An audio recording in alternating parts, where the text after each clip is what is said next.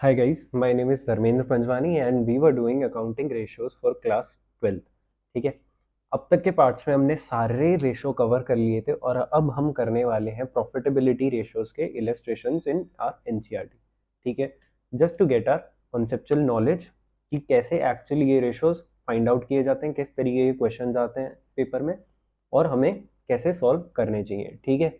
इसके अलावा जो भी सारे अनसॉल्व क्वेश्चंस आपके डीके गोयल के बुक में है उसकी भी मैं एक प्रॉपर सीरीज बनाऊंगा जिसमें मैं सारे अनसॉल्व क्वेश्चंस को सॉल्व करके बताऊंगा। ठीक है।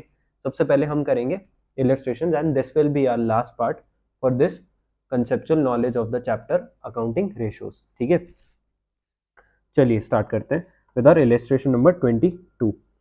From the following details calculate return on investment. Return on investment हमें कैलकुलेट करना है कि इन्वेस्टमेंट में कितना रिटर्न हुआ है। ठीक है। शेयर कैपिटल दे रखा है, इसमें इक्विटी का दे रखा है, प्रेफरेंस का दे रखा है, जनरल रिजर्व दे रखा है 1,84,000, डिवेंचर्स दे रखे हैं 4,00,000, current liabilities 1,00,000, fix assets current assets सब दे रखे हैं। ठीक है। Also calculate return on equity shareholders fund EPS, book value per share and PE ratio if the market price of the share is 34। Market price पर share कितनी दे रखी है 34 and the net profit after tax was 1,50,000 and the tax has amounted to 50,000। ठीक है। Tax का भी बता रखा है और नेट प्रॉफिट आफ्टर टैक्स भी बोल रखा है 1,50,000। ठीक है। सबसे पहले हमें क्या निकालना है, return on investment. Return on investment हमने पढ़ा था रिटर्न ऑन इन्वेस्टमेंट को और हम क्या कहते हैं return on capital employed. Return on capital employed. Now return on capital employed का क्या फॉर्मूला था, the formula was profit before interest and taxes divided by return on divided by capital employed। देखो profit before interest and taxes and divided by capital employed. ठीक है। लिख लेते हैं हम यहाँ पे। सबसे पहले हमें क्या निकालना है, रिटर्न ऑन इन्वेस्टमेंट। ठीक है। क्या है, profit before interest and taxes upon capital employed. ठीक है। अब देखो ना हमें कैपिटल एम्प्लॉयड डायरेक्टली दे रखा है ना हमें बता रखा है कि profit before interest and taxes कितना था। ठीक है। अब देखो यहाँ हम वर्किंग नोट बना लेते हैं। हमें क्या दे रखा है, हमें दे रखा है पैट यानी कि प्रॉफिट आफ्टर टैक्स। टैक्स काटने के बाद जो प्रॉफिट बचा वो हमें दे रखा है। कितना बचा है, कितना है 1,50,000 दे रखा है। ये रहा ना देखो, net profit after tax was 1,50,000। ठीक है। अगर हम उल्टे अप्रोच से चली यानी कि आप अगर इधर देखो, अगर मैं यहाँ पे 1,50,000 और हमें टैक्स कितना दे रखा है 50,000। ठीक है। हमें निकालना है पीबीटी। हमें निकालना है पीबीटी। ठीक है। ऐसे कौन से अमाउंट में से मैं 50,000 माइनस करूं तो मुझे मिल जाए 1,50,000। तो मैं क्या करूंगा, ये पूरी इक्वेशन है। ठीक है। मान लो ये एक्स है, एक्स में से मैंने 50,000 माइनस किया मुझे मिला 1,50,000। तो मैं अगर इस 50,000 को यहाँ ले आऊँ और उसको ऐड कर दूँ तो मेरे पास क्या आएगा 2,00,000। तो हमारा पीबीडी कितना आ गया 2,00,000। डाल के देख लो, 2,00,000 में से मैंने 50,000 माइनस किया तो मेरे पास कितना बचेगा 1,50,000। तो हमारे पास अब क्या आ गया, प्रॉफिट बिफोर टैक्सेस यानी टैक्स कटने से पहले का कितना प्रॉफिट है। हमें क्या निकालना है, हमें निकालना है पीबीआईटी निकालना है। तो अब हमें किसकी इंफॉर्मेशन चाहिए होगी, हमें चाहिए होगा इंटरेस्ट की इंफॉर्मेशन। ठीक है। चलो देखते हैं कहीं कुछ इंटरेस्ट के बारे में दिया हो। हाँ यह है ना, देखो हम इंटरेस्ट किस पे करेंगे, लॉन्ग टर्म लाइबिलिटी पे करेंगे। ठीक है।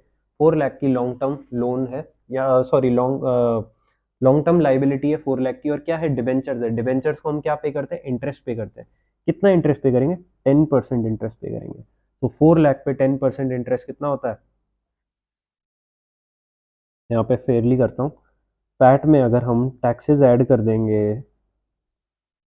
हमारे पास आ जाएगा 2,00,000 का प्रॉफिट बिफोर टैक्स। और अगर हम इसमें इंटरेस्ट ऐड कर देंगे जो कि आएगा कैसे, 4 लाख पे हम 10% इंटरेस्ट पे कर रहे हैं, तो हमने कितना इंटरेस्ट पे किया होगा? 40,000। तो हम यहाँ पे ऐड कर देते हैं 40,000, तो हमें कितना मिल जाएगा? 2,40,000 का हमें इंटरेस्ट मिल जाएगा। ठीक है, तो ये हमारे पास क्या आ गया? पीबीआईटी। क्या आ गया हमारे पास? पीबीआईटी। तो हमें अब पीबीआईटी मिल चुका है। ठीक है, हमें अब पीबीआईटी मिल चुका है विच इज 2,40,000। अब हम क्या निकालेंगे? Capital employed. कैपिटल एम्प्लॉयड का फॉर्मूला क्या है? Share holders fund plus long term liability. Share holders fund कितना है? शेयर कैपिटल का 4 लाख आ जाएगा शेयर होल्डर्स फंड में, 1 लाख आ जाएगा प्रेफरेंस का शेयर होल्डर्स फंड में, और क्या आ जाएगा? 1,84,000 आ जाएगा। तो ये टोटल कितना होगा? ये हो गया 6,84,000। सिमिलरली लॉन्ग टर्म लोन कितना है? लॉन्ग टर्म लोन है या फिर लॉन्ग टर्म लाइबिलिटी है 4 लाख रुपीस का, आ जाएगा 4 लाख। तो टोटल कितना हो गया? 10,84,000। ठीक है, लिख लेंगे हम 10,84,000 को इंटू 100 कर देंगे, निकाल लेते हैं। 2,40,000 डिवाइड बाय 10,84,000, यह आ जाएगा 22.14% रिटर्न ऑन इन्वेस्टमेंट। ठीक है, चेक कर लेते हैं हम हमारा answer.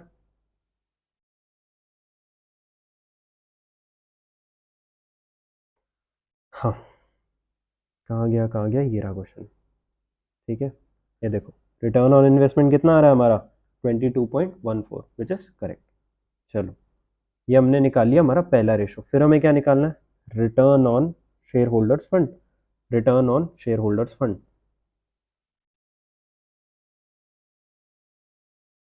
Return on share holders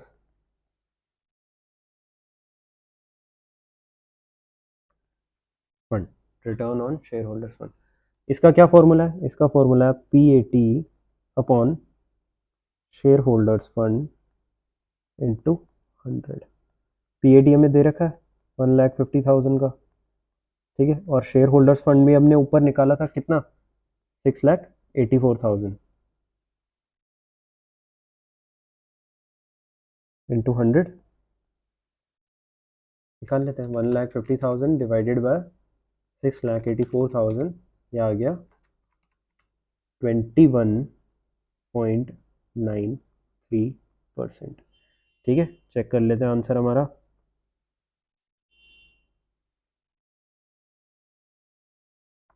ये देखो, ये आ गया 21.93% एग्जैक्ट। ठीक है, आ जाओ, नेक्स्ट रेशो करते हैं अब हम। नेक्स्ट रेशो कौन सा है? EPS, earning per share. Earning per share हम कैसे निकालते हैं? Earning per share, earning per share कैसे निकालते हैं हम? Earnings available for equity share holders divided by number of equity shares. ठीक है, now earnings available for equity share holders कैसे पता चलेगा? सर, जो टोटल अर्निंग्स अवेलेबल होगी शेयर होल्डर्स फंड के लिए, शेयर होल्डर्स फंड के लिए, शेयर होल्डर्स फंड के लिए जो टोटल अवेलेबल होती है शेयर अर्निंग, वो क्या होती है? प्रॉफिट आफ्टर टैक्स होती है। प्रॉफिट आफ्टर टैक्स में आप देखो कि शेयर होल्डर्स फंड जो होता है किससे बना होता है? प्रेफरेंस शेयर और इक्विटी शेयर। हमें किसका निकालना है? हमें इसकी अर्निंग निकालनी है। ठीक है, हमारे पास शेयर होल्डर्स की अर्निंग है। सो अगर हम पूरे शेयर होल्डर्स फंड की अर्निंग में से लेस कर दे प्रेफरेंस शेयर की अर्निंग, यानी प्रेफरेंस शेयर अर्निंग, या फिर हम क्या देते हैं प्रेफरेंस शेयर को? डिविडेंड। ठीक है, तो हमारे पास क्या बचेगा? Earnings available for equity share holders. ठीक है, यानी कि कैसे निकलेगा ये? जो टोटल शेयर होल्डर्स कैपिटल की अर्निंग होती है उसको क्या कहते हैं? Profit after tax. तो प्रॉफिट आफ्टर टैक्स में से अगर हम डिविडेंड माइनस कर दें, डिविडेंड टू प्रेफरेंस शेयर्स, तो हमारे पास क्या आ जाएगा, earning available for equity share holders.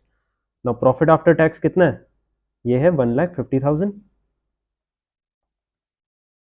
ठीक है। माइनस कर दें हम dividend to preference share holders, preference share holders को कितना डिविडेंड देंगे, रेट कितना है, 12% है। 1 लाख के प्रेफरेंस शेयर होल्डर्स ने पैसा लगाया और 1 लाख पे हम 12% का डिविडेंड देंगे, यानी कितना देंगे हम, 12,000 रुपीज।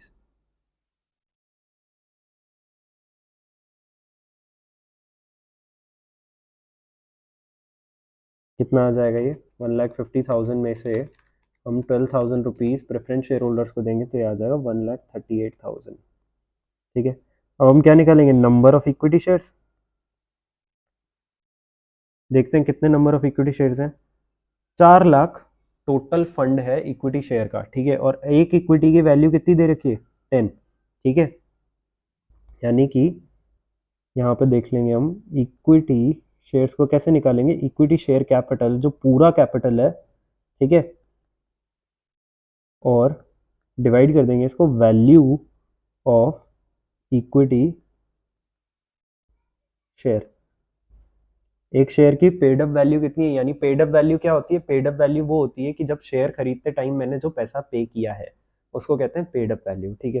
पेड अप वैल्यू यहाँ पे कितनी है, 10 रुपीज हमें दे रखा है कि हर शेयर कितना 10 रुपीज का है, और जो टोटल शेयर के पैसे लगे हुए हैं वो कितने, 4 लाख, यानी कि कितना आया, नंबर ऑफ इक्विटी शेयर्स ये आ जाएगा 40,000, यानी 40,000 शेयर्स हैं जिनमें हर शेयर की वैल्यू कितनी है, 10 रुपए की। हर शेयर की वैल्यू कितनी है, 10 रुपए की। 40,000 इक्विटी शेयर्स हैं जिसमें हर शेयर की वैल्यू है 10 रुपए की, तो टोटल वैल्यू कितनी आ रही होगी, 4 लाख की। देख लो, टोटल 4 लाख की वैल्यू आ रही है, हर इक्विटी की 10 रुपए वैल्यू दे रखी है, तो टोटल कितने शेयर्स हुए, 40,000, ठीक है। निकाल लेते हैं, यहाँ हम डाल देंगे 1,38,000, नीचे डाल देंगे 40,000, ठीक है। कितना आ जाएगा ईपीएस हमारा, 138 डिवाइडेड बाय 40,000 आ जाएगा 3.45 रुपीज़, 3.45 रुपीज़। हर शेयर होल्डर ने कितना कमाया है, 3.45 रुपीज़ कमाया है। देख लेते हैं हम आंसर में,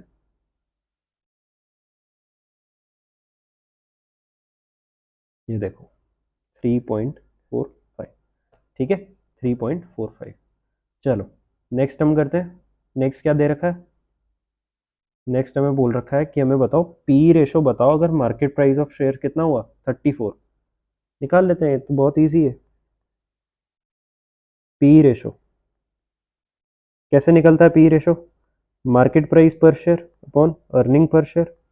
मार्केट प्राइस पर शेयर कितना दे रखा है, 34, और अर्निंग्स पर शेयर कितनी की आपने, 3.45, टू 100 कर लेते हैं। कितना है ये, 34 डिवाइड बाय 3.45, यह आ गया, अच्छा ये इंटू 100 नहीं होगा, ये ऐसे ही आता है। कितना आता है, 34 डिवाइड बाय 3.45, क्या आता है, 9.86। क्या आ गया, 9.86। चेक करते हैं,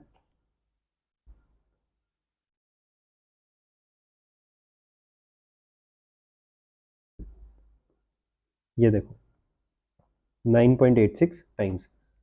प्रॉफिट और अर्निंग में कितना वो है, प्रॉफिट और सॉरी प्राइस और अर्निंग में कितना है, यानी कमा जितना रही है उसका 9.86 टाइम्स क्या है, उसकी प्राइस है। कमा जितना रही है उसका कितना प्राइस है, 9.86 टाइम्स, ठीक है।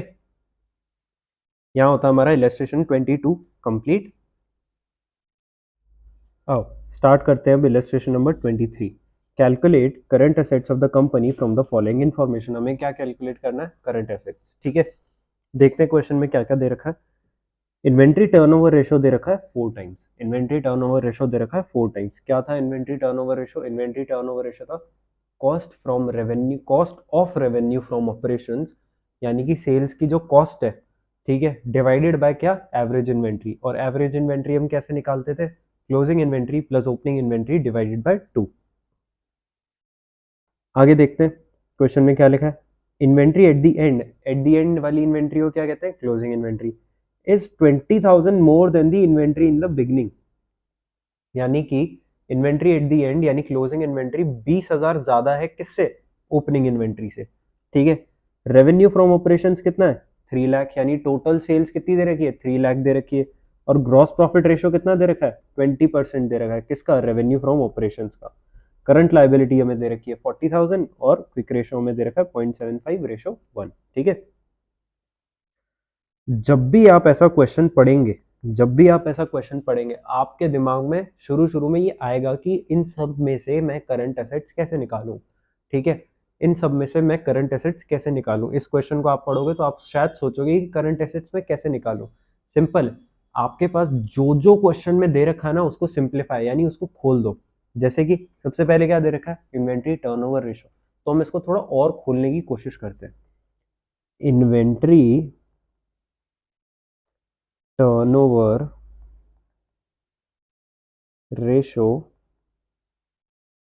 इक्वल्स टू क्या आता है, cost of revenue from operations divided by क्या, एवरेज इन्वेंट्री। ठीक है, अब क्या हमारे पास cost of revenue from operations है, नहीं, हमारे पास cost of revenue from operations नहीं है। ठीक है, अब हमें क्या दे रखा है, रेवेन्यू फ्रॉम ऑपरेशंस दे रखा है। ठीक है, रेवेन्यू फ्रॉम ऑपरेशंस में दो चीजें होती हैं, एक होता है कॉस्ट का कंपोनेंट और एक होता है प्रॉफिट का कंपोनेंट। यानी कि सेल्स में क्या होती है, सेल्स में कॉस्ट होती है और क्या होती है, प्रॉफिट होती है। क्या होती है, प्रॉफिट होती है और कॉस्ट होती है। ठीक है, हमें क्या टोटल सेल्स दे रखी है, हमें दे रखी है टोटल सेल्स, हाँ 4 लाख की, 4 लाख की दे रखी है ना, नहीं 3 लाख की दे रखी है, ये देखो। क्या हमें कॉस्ट के बारे में पता है कुछ, नहीं सर, कॉस्ट ही तो पता लगाना है। क्या हमें प्रॉफिट के बारे में पता है, हाँ सर, हमें ग्रॉस प्रॉफिट रेशो दे रखा है, ग्रॉस प्रॉफिट रेशो दे रखा है। और ग्रॉस प्रॉफिट रेशो कैसे आता है, ग्रॉस प्रॉफिट आता है gross profit divided by revenue from operations into 100। ठीक है, सो हमें कितना दे रखा है, ये हमें दे रखा है 20%। सो अब आते हैं हम ग्रॉस प्रॉफिट रेशो पे।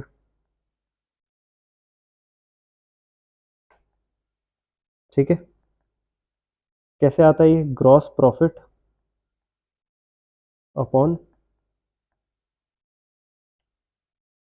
रेवेन्यू, मैं इसको आर एफ ओ ही लिख देता हूँ शॉर्ट में। ठीक है, इंटू 100, कितना दे रखा है, ये 20% दे रखा है। हमें निकालना है ग्रॉस प्रॉफिट और हमारे पास 3 लाख का रेवेन्यू फ्रॉम ऑपरेशंस है। ठीक है, क्या मैं निकाल लूँगा, हाँ सर मैं निकाल लूँगा। ठीक है, यहाँ आ जाएगा 20% इंटू 3 लाख, यानी 3 लाख का हम 20% निकाल लेंगे तो हमारे पास क्या आ जाएगा, ग्रॉस प्रॉफिट आ जाएगा। क्या आ जाएगा, ग्रॉस प्रॉफिट आ जाएगा। अच्छा, वैसे ही परसेंटेज में हमने यहाँ 100 लिखने की ज़रूरत नहीं है, अगर हम यहाँ परसेंटेज लिख रहे हैं, ठीक है, और अगर 100 इधर जाएगा तो ये सिर्फ 20 रह जाएगा। ठीक है, तो यहाँ पे, अच्छा ये सॉरी 20 नहीं रह जाएगा, ये ऑलरेडी 20 है। ठीक है, ये ऑलरेडी 20 है क्योंकि हमने इसको 100 में मल्टीप्लाई करके निकाला होगा। तो कुल मिला के यहाँ 20% आ जाएगा। सो 3 लाख का अगर हम 20% निकालेंगे तो कितना आएगा, ग्रॉस प्रॉफिट आ जाएगा 60,000। ठीक है, अब हम इस ग्रॉस प्रॉफिट को कहाँ ले जाएंगे, हम ले जाएंगे इधर। ठीक है, हम ले जाएंगे इधर। नाउ रेवेन्यू फ्रॉम ऑपरेशंस में दो कंपोनेंट होते हैं, कॉस्ट और प्रॉफिट। ठीक है, कितना है ये, 3 लाख है, 3 लाख में से प्रॉफिट कितना है, 60,000 है। सो बचा हुआ कितना होगा, बचा हुआ किसका होगा, बचा हुआ होगा कॉस्ट का। ठीक है, और बचा हुआ कैसे निकालेंगे हम, 3 लाख में से 60,000 माइनस कर दो तो आ जाएगा 2,40,000 की क्या होगी, कॉस्ट होगी। हमें मिल गई कॉस्ट, हाँ सर हमें मिल गई कॉस्ट। ठीक है, हम इसको चिपका के ले जाते हैं नीचे। ठीक है, कॉस्ट मिल गई हमें, मिल गई सर, मिल गई। अब हमें और क्या ढूंढना है, एवरेज इन्वेंट्री ढूंढ रही है। अब एवरेज इन्वेंट्री का क्या फॉर्मूला है,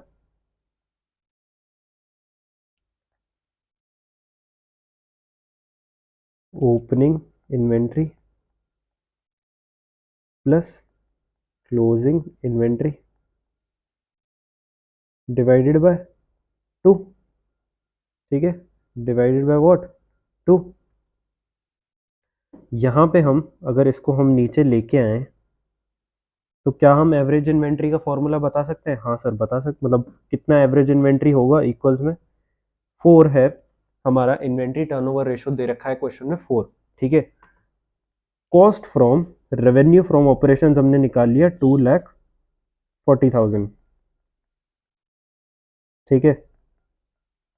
और यहाँ पे है एवरेज इन्वेंट्री ए आई, ठीक है। अब क्या करेंगे, ए आई को इधर ले आए, आ गया 2,40,000 डिवाइडेड बाय क्या, 4, डिवाइडेड बाय क्या, 4। कितना आ गया एवरेज इन्वेंट्री? एवरेज इन्वेंट्री आ गया 60,000, ठीक है।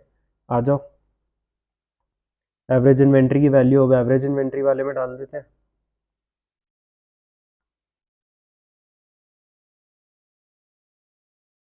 ठीक है। डाल दे 60,000 opening inventory plus closing inventory divide by 2। अब हमने क्वेश्चन में क्या पढ़ा था, क्लोजिंग इन्वेंट्री क्या है, ओपनिंग इन्वेंट्री से 20,000 ज़्यादा है। तो क्या हम ऐसे लिख सकते हैं, ओपनिंग इन्वेंट्री प्लस 20,000, यानी ओपनिंग इन्वेंट्री से कितनी ज़्यादा है, 20,000 ज़्यादा है, डिवाइडेड बाय व्हाट, 2, ठीक है। तो यहाँ पे क्या हो गया, 2 ओपनिंग इन्वेंट्री हो गया प्लस 20,000 हो गया, डिवाइड में हो गया 2, और यहाँ इक्वल्स टू में कितना है, 60,000 एवरेज इन्वेंट्री आ रहा है। मैं यहाँ पे इक्वेशन बना दूंगा, क्या, 1,20,000, 2 इधर चला गया, equals to 2 opening inventory plus 20,000। तो मेरी ओपनिंग इन्वेंट्री कितनी आ जाएगी अब, मेरी ओपनिंग इन्वेंट्री आ जाएगी, यहाँ पे मैं 20,000 माइनस कर दूंगा 1,20,000 से, ये बचेगा 1,00,000, और मैं 1,00,000 को 2 से, जो 2 ओपनिंग इन्वेंट्री के आगे लगा है उससे डिवाइड कर दूंगा, आ जाएगा 50,000।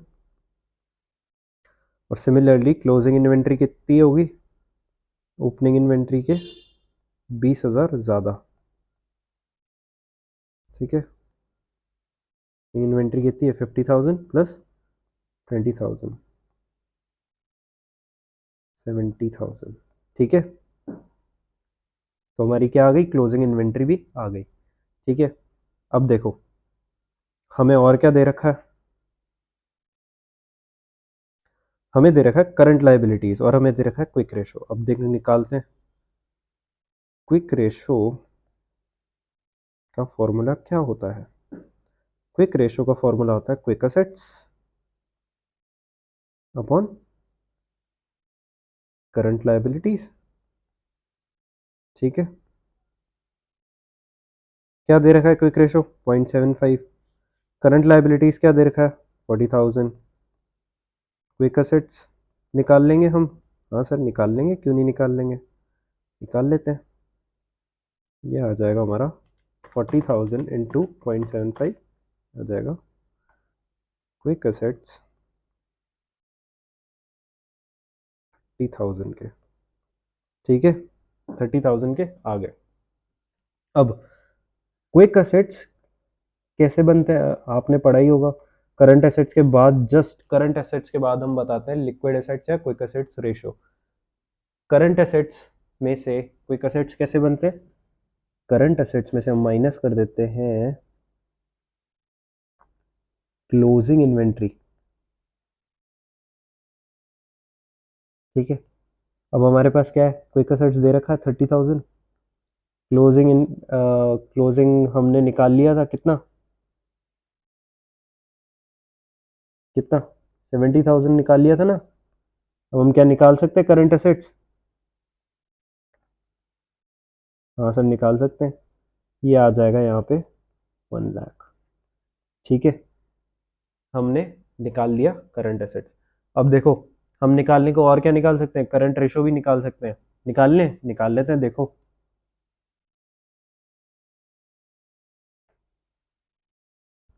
Current assets upon current liability, current assets कितना है 1,00,000, करंट लाइबिलिटी कितना है 40,000, कितना है 2 पॉइंट 5। ठीक है, आओ आंसर से चेक करें।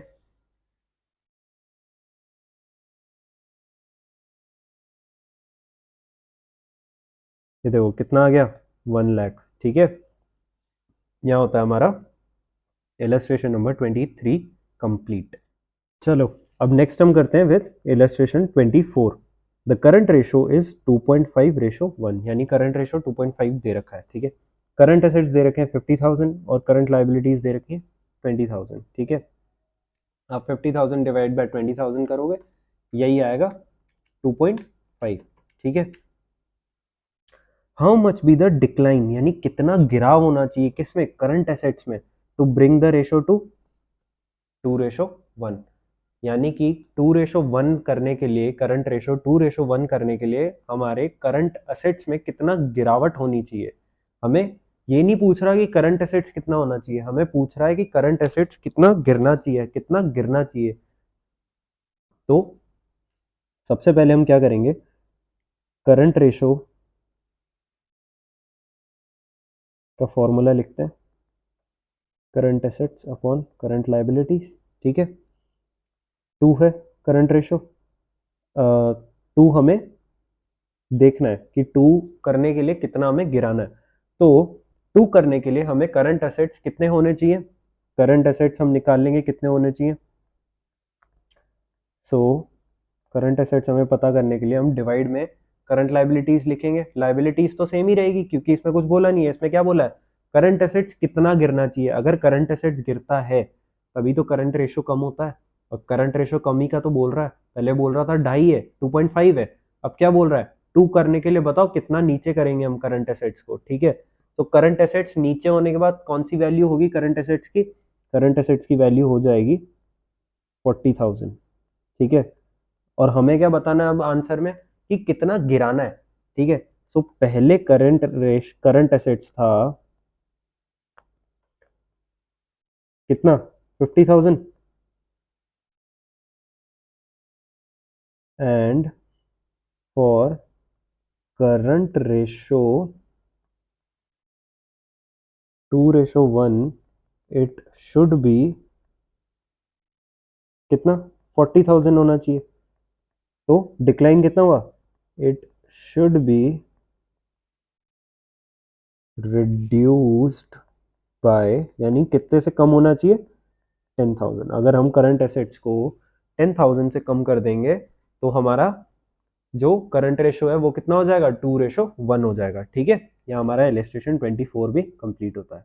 चलो now we start with illustration number 25। Following information is given for the company from its book of accounts as on 31 March 2017। Inventory दे रखा है 1 लाख, टोटल करंट एसेट्स दे रखे हैं 1,60,000, शेयर होल्डर्स फंड दे रखा है 4 लाख, डिबेंचर्स यानी लॉन्ग टर्म लाइबिलिटी दे रखी है 3 लाख, करंट लाइबिलिटी दे रखी है 1 lakh, net profit before taxes दे रखे हैं 3,51,000, और cost of revenue from operation दे रखा है 5 लाख। ठीक है, क्या कैलकुलेट करना है, सबसे पहले हमें करंट रेशो कर लेते हैं फटाफट। करंट रेशो कितना है, current assets upon current liabilities. ठीक है, क्या हमें करंट असेट्स दे रखा है अलग से, हाँ सर हमें टोटल करंट असेट्स दे रखा है, लिख लो 1,60,000। क्या हमें करंट लाइबिलिटी दे रखा है, हाँ हमें करंट लाइबिलिटी भी दे रखा है विच इज 1 लाख। ठीक है, कितना आ गया, ये आ गया 1.6। ठीक है, चेक कर लेते हैं,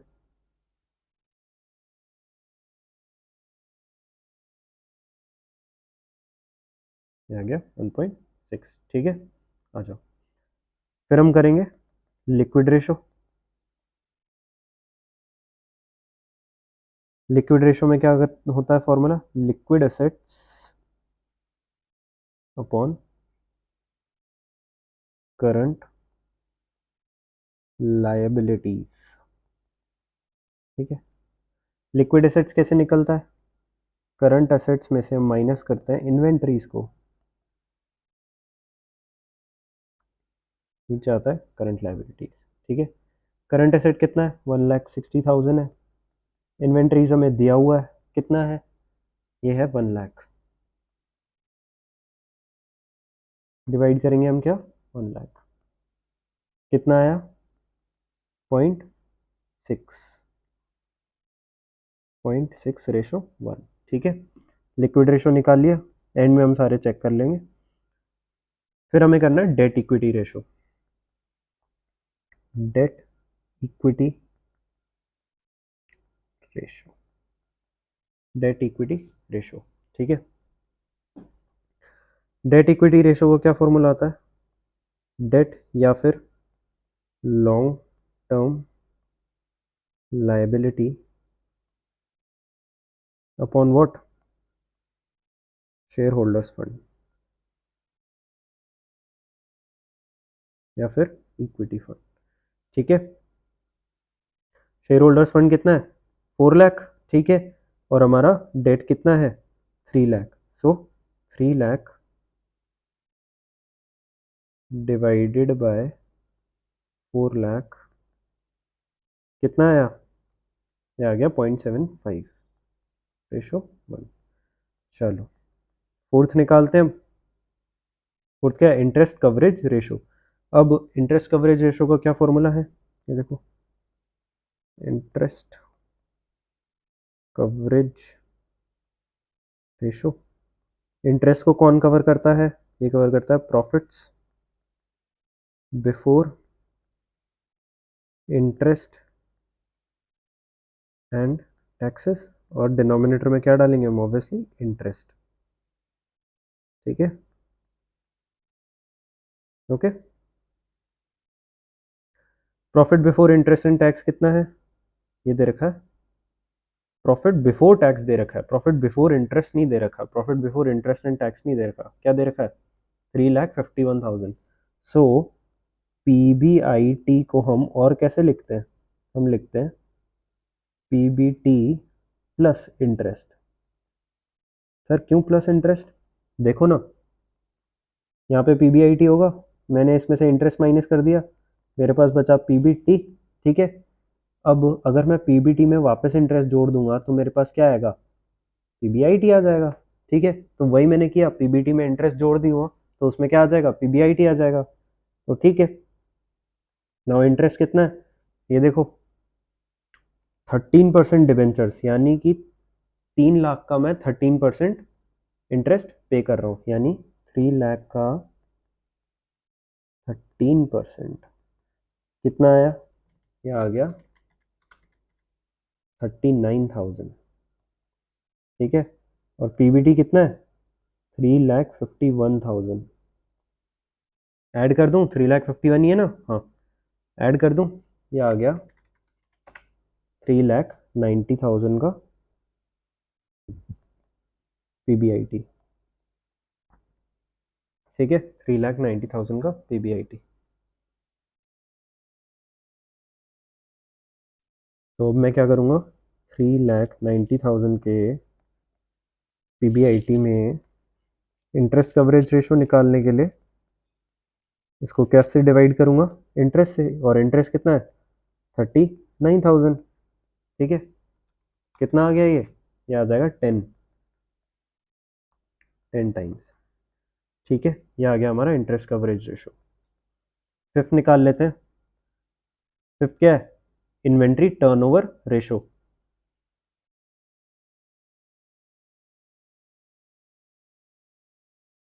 टर्नओवर रेशो कैसे निकलता है, ये cost of revenue from operations upon average inventory, ठीक है। Cost from revenue from operations दे रखा है, हाँ दे रखा है सर, ये दे रखा है 5 लाख, ठीक है। और इन्वेंट्री हमें क्या दे रखी है, डायरेक्ट 1 लाख दे रखी है, 5 लाख बाय 1 लाख कितना आ गया, ये आ गया 5 टाइम्स। और यहाँ आपका होता है क्वेश्चन नंबर 25 सॉल्व। अच्छा सॉल्व तो हो गया, चेक तो कर लो, करवा देता हूँ चलो। 0.6 है हमारा लिक्विड रेशो और 0.75 है हमारा डेट इक्विटी रेशो। देखो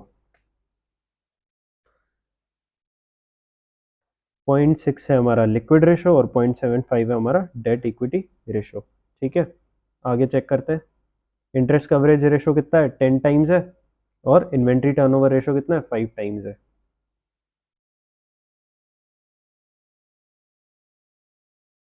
ये आ गया 10 टाइम्स और ये आ गया 5 टाइम्स।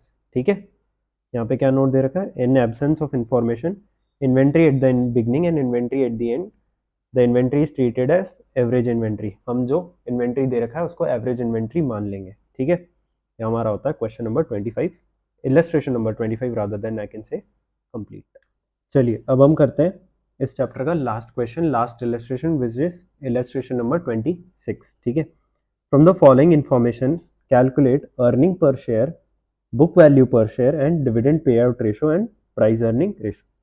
क्या क्या हमें दे रखा है, बता रखा है कि 70,000 तो इक्विटी शेयर्स है, यानी नंबर ऑफ इक्विटी शेयर्स दे रखे हैं। ठीक है, हर शेयर की वैल्यू कितनी है, 10, तो टोटल वैल्यू कितनी हो गई, 7 लाख। ठीक है, net profit after tax but before dividend कितनी दे रखी है, 1,75,000 दे रखी है। मार्केट प्राइस पर शेयर कितनी है, 13, और डिविडेंड डिक्लेयर हुआ है 15%। सबसे पहले हम क्या निकालेंगे, ईपीएस। ईपीएस कैसे निकलेगा, earning available for equity share holders upon number of equity shares. Earning available for equity share holders कितना है, 1,75,000, 1,75,000। सो 1,75,000 divided by number of equity shares कितना है, 70,000। कितना आया ये आया 2.5। कितना आ गया, 2.5 रुपीज।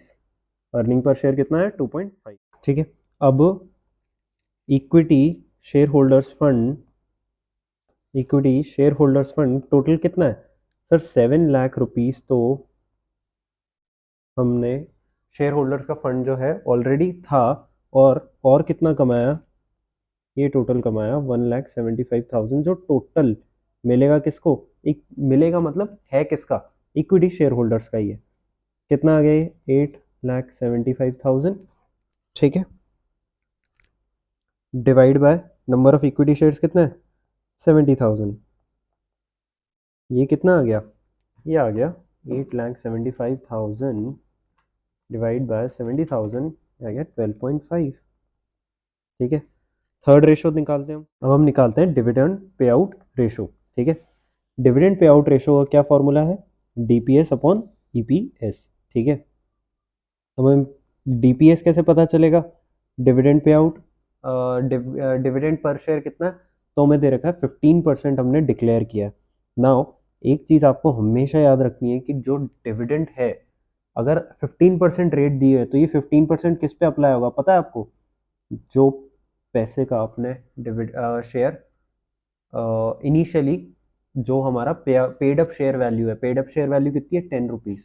यानी कि 10 रुपीज़ में 15%, यानी कि इनिशियल प्राइस कितनी होगी, 10 रुपीज़ होगी हर शेयर की इनिशियल प्राइस, क्योंकि बैलेंस शीट में जो प्राइस दिख रही थी वो क्या होती है, पेड अप शेयर वैल्यू। यानी कि इनिशियल शेयर की वैल्यू कितनी थी, 10 रुपए में हमने इशू किया था।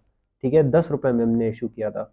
उस 10 रुपए में से हमने कितना डिविडेंड डिक्लेयर किया, 15% डिक्लेयर किया। सो 10 का 15% होता है 1.5, यानी हमारा डीपीएस कितना हुआ, 1.5 पर शेयर। ये वैल्यू भी कितनी थी, पर शेयर थी। ठीक है, और ये कितना निकला, 1.5 पर शेयर। ठीक है, हमेशा paid up value, paid up जो अमाउंट होता है इसको हम नॉमिनल अमाउंट भी बोलते हैं, उस नॉमिनल वैल्यू की जो भी परसेंटेज दी होती है डिविडेंड की, वो उस पर लगती है। ठीक है, और उससे हमारा डीपीएस निकलता है। हमारे पास आ गया डीपीएस 1.5 और ईपीएस था 2.5, तो कितना आ गया, 1.5 divide by 2.5 is 6 times. No, एक सेकंड, गलत कर दिया ना मैंने, 1.5 डिवाइड बाय 2.5 इज 0.6, 6 टाइम्स नहीं। ठीक है, डिविडेंड पे आउट रेशो निकाल लिया मैंने। लास्ट क्या बचता है, प्राइस अर्निंग रेशो निकाल लेते हैं। पी रेशो क्या फॉर्मूला है, एमपीएस अपॉन ईपीएस। एमपीएस क्या दे रखा है, 13, और ईपीएस कितना दे रखा है, 2.5। कितना आ गया ये आ गया 13 डिवाइड बाय 2.5 इज 5.2 टाइम्स। ठीक है, यहाँ आपका होता है क्वेश्चन नंबर 26 कंप्लीट। एक बार चेक कर लेते हैं EPS 2.5 है, BVPS 12.5 है, डिविडेंड पे आउट 6 है, 0.6 है, और पी रेशो 5.2 है। चेक कर लेते हैं। 2.5, 12.5, 0.6 एंड 5.2। ठीक है, यहाँ देख लीजिए आपका ये होता है चैप्टर कंप्लीट कंसेप्चुअली। अब आप चैप्टर को बहुत अच्छे से समझेंगे, जितना आप रिवाइज करेंगे, जितना आप और डेप्थ में समझने की कोशिश करेंगे, और अच्छे से समझेंगे। ठीक है, मैं इसके थोड़े और एक समरी की फाइल भी शेयर करूंगा, जिसमें सिर्फ आपको फॉर्मूलाज होंगे। ठीक है, जिसमें फॉर्मूलाज होंगे, तोड़ तोड़ के मैं फॉर्मूलाज बताऊंगा, पहली चीज़। दूसरी चीज़ ये कि आप जितने जितने क्वेश्चंस करोगे, उतना ज़्यादा आपको बेसिक कंसेप्चुअल क्लैरिटी मिलता जाएगा, उतना इन डेप्थ आप नॉलेजेबल होगे इन रेशोज़ के बारे में। ठीक है, और मैं क्या करने वाला हूँ, और मैं ये करने वाला हूँ क्लास 12 का जो भी एक स्पेसिफिक प्रोजेक्ट है अकाउंटिंग रेशो से रिलेटेड, उसके रिगार्डिंग एक वीडियो बनाऊंगा। और later in the year, in around December, I guess December और नवंबर, मैं जो एक समरी वीडियो है, एक रिविजनरी वीडियो है अकाउंटिंग रेशियोज का भी लेके आऊंगा, जिसमें हम 1 घंटे के अराउंड सारा, 1 डेढ़ घंटे के अराउंड सारे अकाउंटिंग रेशियोज समझ लेंगे, लाइक एज अ रिविजन। और क्या आएगा, और आपका थोड़ा टाइम के बाद आएगा क्वेश्चन बैंक सीरीज आएगी अकाउंटिंग रेशियोज की फॉर DK गोयल सेशन 23-24।